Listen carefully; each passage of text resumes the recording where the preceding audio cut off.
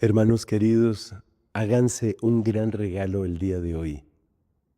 Dediquen 5, 7 minutos a leer el capítulo número 11 de la carta a los Hebreos. Llevamos varias semanas escuchando la carta a los Hebreos y este capítulo 11 justificadamente es de los más famosos, porque es el capítulo en el que se habla de todo lo que puede la fe. Podríamos decir que el título, muy particularmente del pasaje que tenemos como primera lectura este día, el título es El poder de la fe. Ese poder de la fe que se manifiesta sobre todo en dos cosas: la capacidad de soportar los males y la capacidad de buscar los bienes mayores.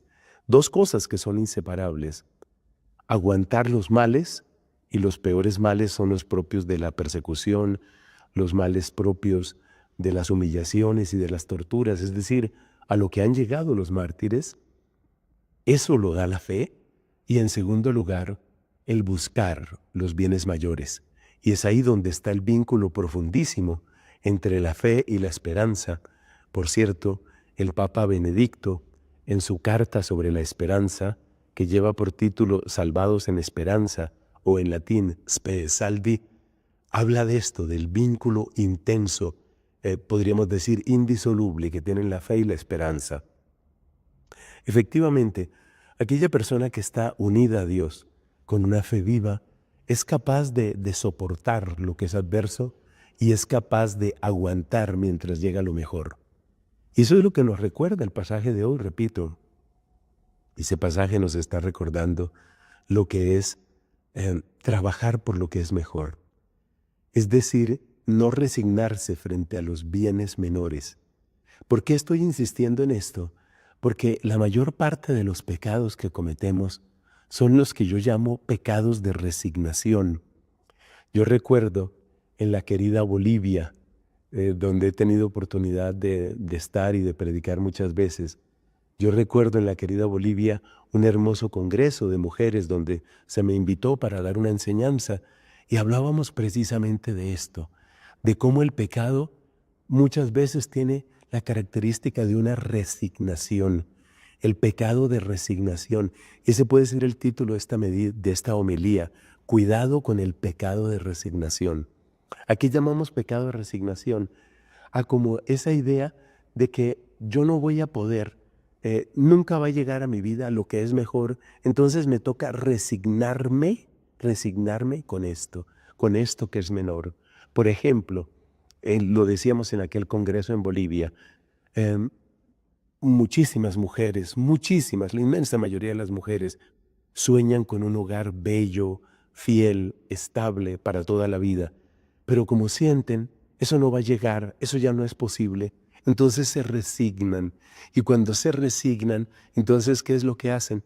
Bueno, no tendré un esposo para toda la vida, pero por lo menos puedo tener varios amantes, y ahí jugando entre un poquito de sexo aquí, un poquito de cariño allá, eso me sirve como de reemplazo, me sirve como de placebo, me sirve de contentillo, porque lo bueno no va a llegar a mi vida. Y resulta que lo que nos está diciendo la carta a los Hebreos es exactamente lo contrario. Lo que nos está diciendo es que lo bueno sí puede llegar a tu vida, que Dios siempre trabaja por un bien mayor para ti, que no te resignes con lo que es mediocre, no te resignes con esa combinación, ese revuelto entre lo que es pecado y lo que está bien. Es el mismo mensaje que también hemos dado muchas veces cuando se trata, por ejemplo, de las personas que están viviendo en adulterio o las personas que están practicando una relación homosexual. Y yo sé que hay sacerdotes, y lo digo con dolor, hay sacerdotes que les enseñan a las personas que están en esta clase de situación, les enseñan a resignarse. ¿Y qué quiere decir resignarse? Que les dicen: no, pues ya tú eres así, eso es lo que a ti te toca, ahí no hay nada que hacer, entonces trata de tener una parejita. Eso es enseñarle a la gente a resignarse, y Cristo no ha venido a nuestras vidas para que nosotros nos resignemos, para que nosotros nos conformemos con lo menos. Eso es lo que nos enseña la primera lectura de hoy. No te conformes con poquito, no te conformes con lo que es menos. Piensa en grande porque tienes un Dios grande. Lucha por lo que es grande, lucha por lo que es eterno, lucha por lo que realmente vale la pena. Y entonces te darás cuenta que nuestro Dios es el Dios de las grandes promesas, pero sobre todo el de las grandes realidades. Te repito, hazte un favor, vuelve al capítulo 11 de la carta a los Hebreos. Me lo vas a agradecer. Que Dios te bendiga.